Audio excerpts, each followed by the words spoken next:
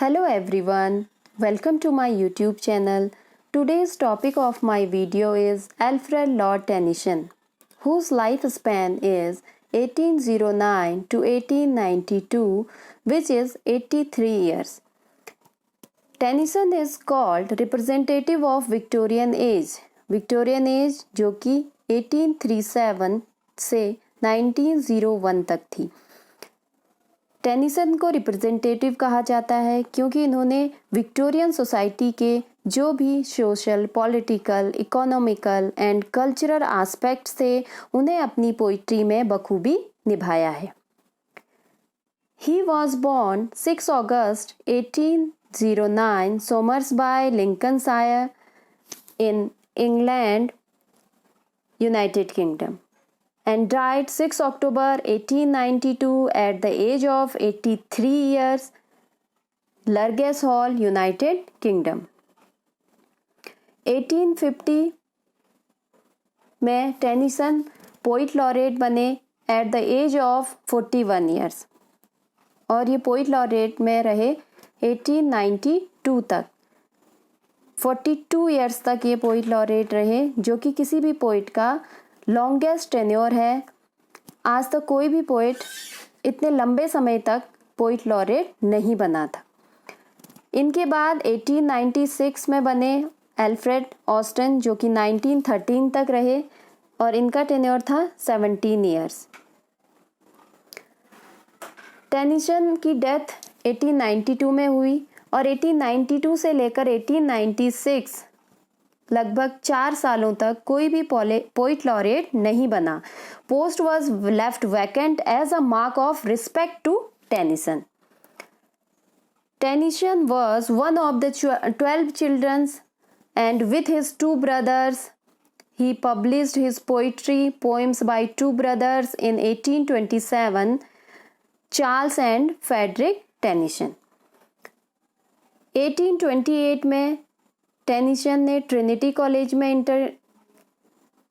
Entry ली और Trinity college Cambridge में एंट्री ली and became friend with Arthur Henry Hallam and Henry Brookfield. 1829 में यूनिवर्सिटी में कैम्ब्रिज यूनिवर्सिटी में टेनिस की पोइटिक एबिलिटी जो थी उसे पहचाना गया था और इन्हें इनकी पहली पोएम टिम्बकटू के लिए चांसलर गोल्ड मेडल दिया गया. ये एक बहुत ही प्रेस्टिजियस अवार्ड माना जाता था और टिम्बकटू के लिए इन्हें मिला और इसके बाद इनमें काफ़ी ज़्यादा कॉन्फिडेंस आया, जिससे कि इनका पोइट्री को एज अ करियर इनका स्टार्ट हुआ. 1827 में इन्होंने Cambridge apostles a secret society जो कि कैम्ब्रिज यूनिवर्सिटी में ज्वाइन किया. 1830 he published his 2 poems, Claribel and Mariana. These are his celebrated poems और इन दोनों ही पोएम्स को काफ़ी ज़्यादा पसंद किया गया और इनका करियर एज अ पोइट काफ़ी ब्राइट था. इनका जो फर्स्ट पब्लिकेशन था पोएम्स चीफली लिरिकल इस नाम से था. He got attention from well known writers of the day including ST. Coleridge. इस पब्लिकेशन से इन्हें काफ़ी ज़्यादा फेम मिला और एस.टी. कॉलरिज उस समय काफ़ी ज़्यादा फेमस पोइट थे, तो उनका अटेंशन भी इन्हें मिला. But 1831 his father George Clayton Tennyson died and he left the university without taking any degree. और इन्होंने बिना डिग्री लिए यूनिवर्सिटी को छोड़ दिया. आर्थर हेलम, जो कि इनके काफ़ी क्लोज फ्रेंड थे यूनिवर्सिटी में, engaged with Tennyson sister Emilia. 1833 second publication poems by Tennyson. इसे सेकेंड बुक ऑफ पोइट्री भी कहा जाता है, जो कि फर्स्ट पब्लिकेशन आपका आया 1830 में, सेकेंड पब्लिकेशन 1833 में. इसमें इनकी बहुत ही अच्छी पोएम्स थी. The lady of salad a lyrical ballot का फर्स्ट वर्जन था. The Lotus eater. लेकिन इन्हें इन पोएम्स के लिए बहुत हार्श क्रिटिसिज्म और अनफेवरेबल रिव्यूज़ का सामना करना पड़ा। बहुत ज़्यादा इनको क्रिटिसाइज़ किया गया इनकी सेकंड बुक ऑफ पोइट्री में। 1833 Arthur Hallam died. It was a period of gloom and sorrow. Arthur Hallam की डेथ हो गई इनके क्लोज फ्रेंड की, जो कि इनकी बहन के साथ एंगेज्ड भी थे, और ये समय इनके लिए बहुत ही दुख से भरा हुआ था। 1833 to 1842, almost a decade, Tennyson published nothing. इन्होंने कुछ भी पब्लिश नहीं करवाया लगभग 10 सालों तक।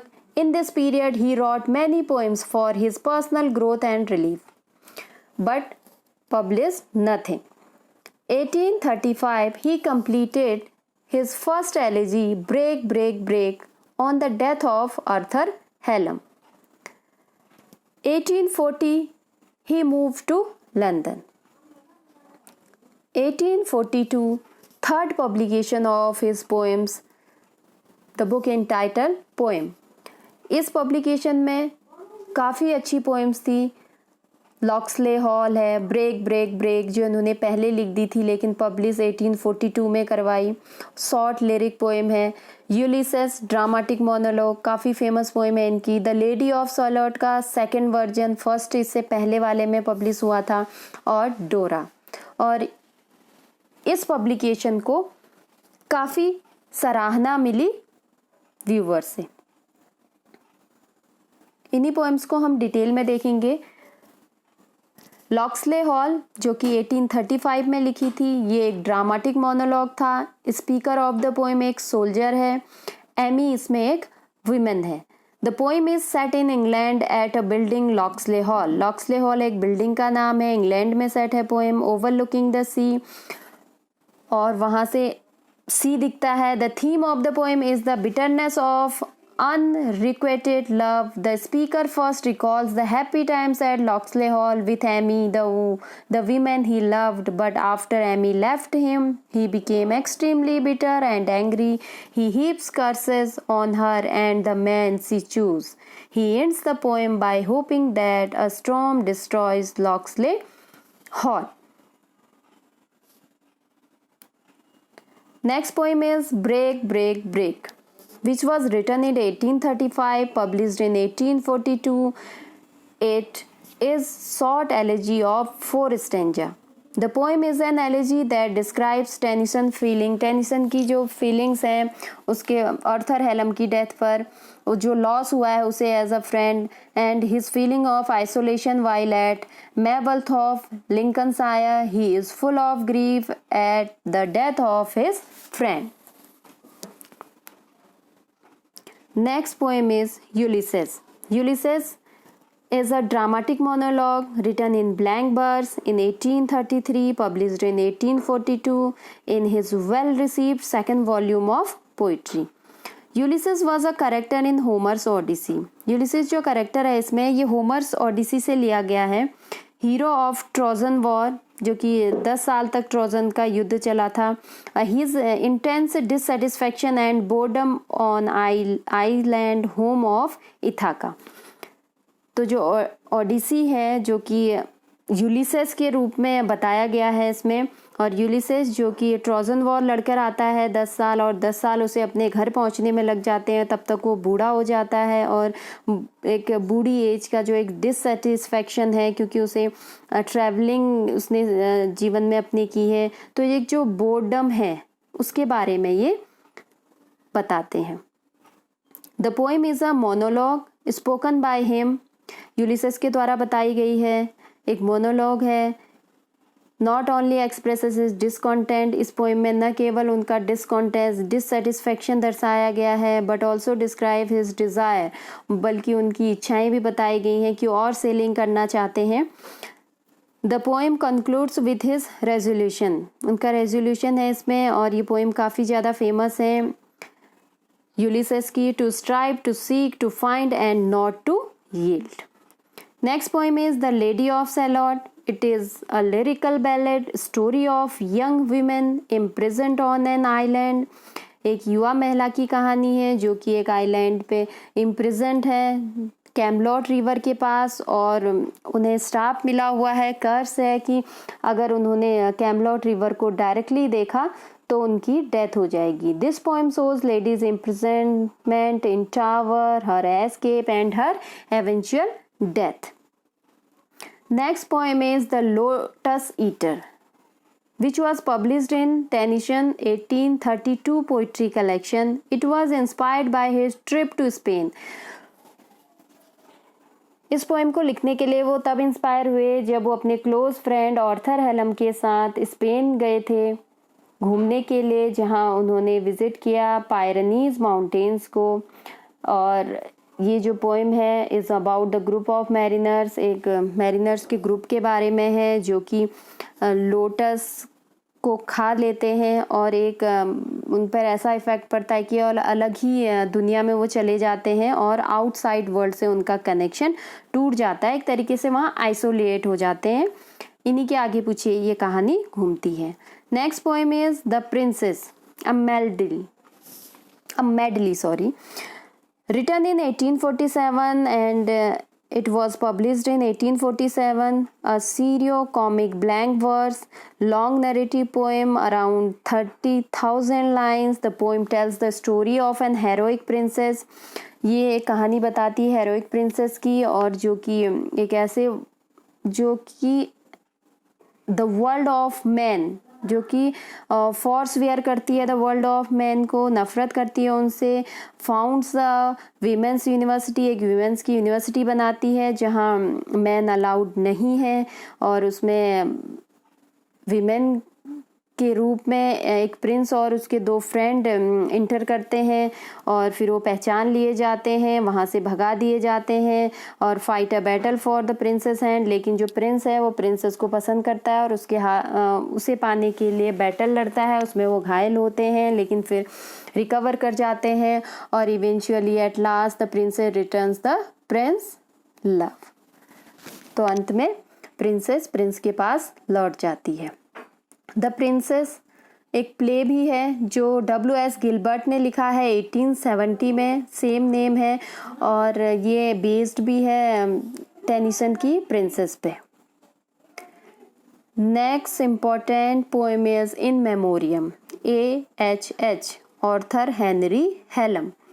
इन मेमोरियम कंप्लीट की थी टेनिसन ने 1849 में, पब्लिश्ड हुई 1850 में, just before his appointment to poet laureate of United kingdom.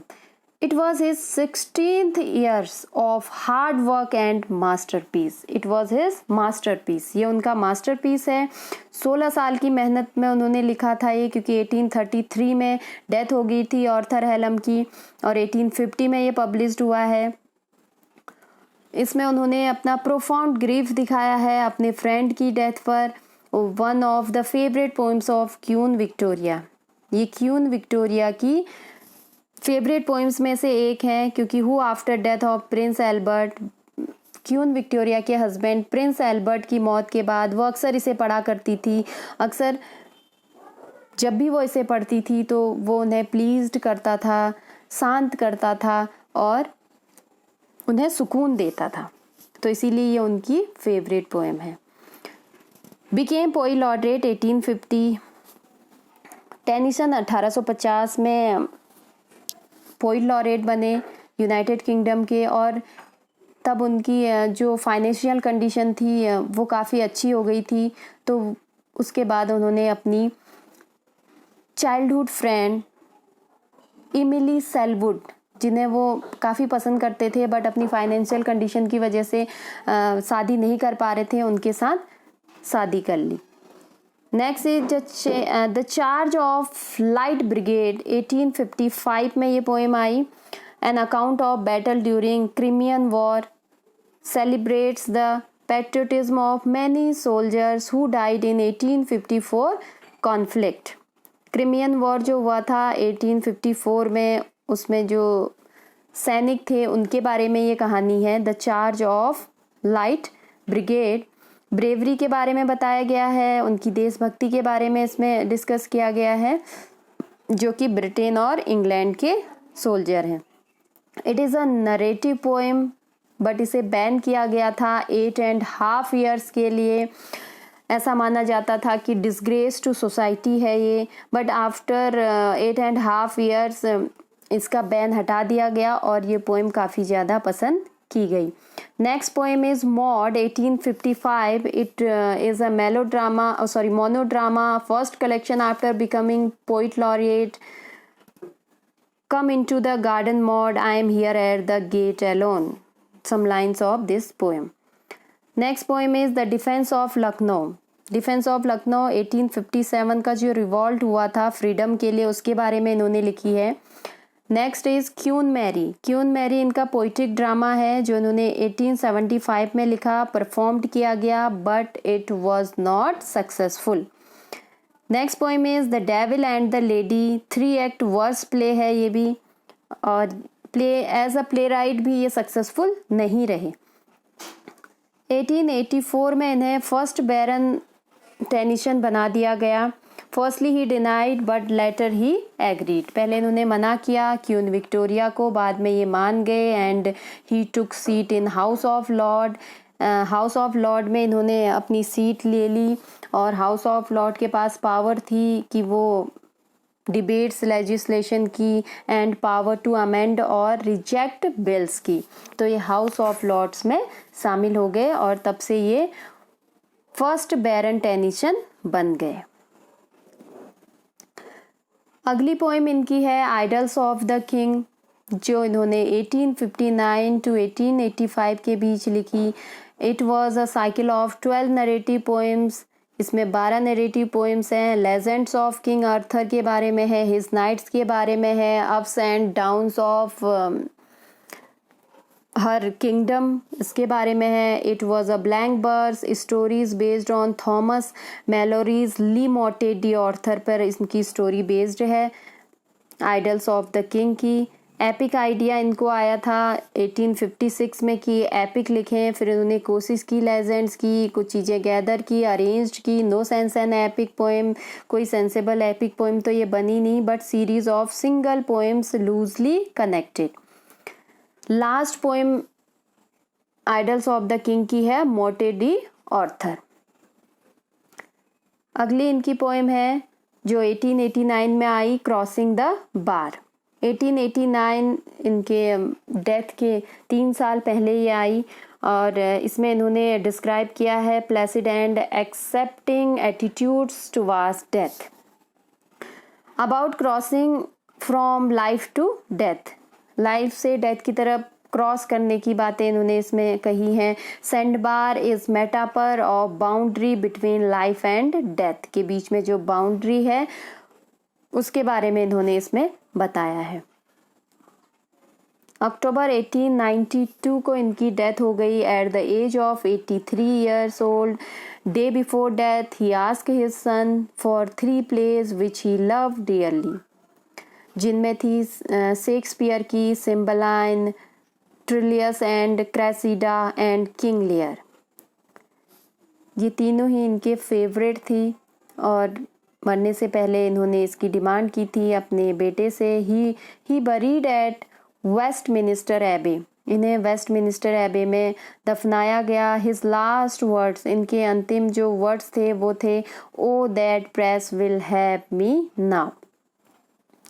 His son Hallam replaced him and became second Baron and wrote Tennyson's biography in 1897। 1897 में इनके बेटे हैलम इन्होंने अपने बेटे का नाम अपने जो बेस्ट फ्रेंड थे इनके आर्थर हेनरी हैलम उनके नाम पर रखा था और उनके बाद सेकंड बायरन जो है वो बन गए हैलम और उन्होंने अपने पिता टेनिसन पर बायोग्राफी लिखी जो कि 1897 में आई।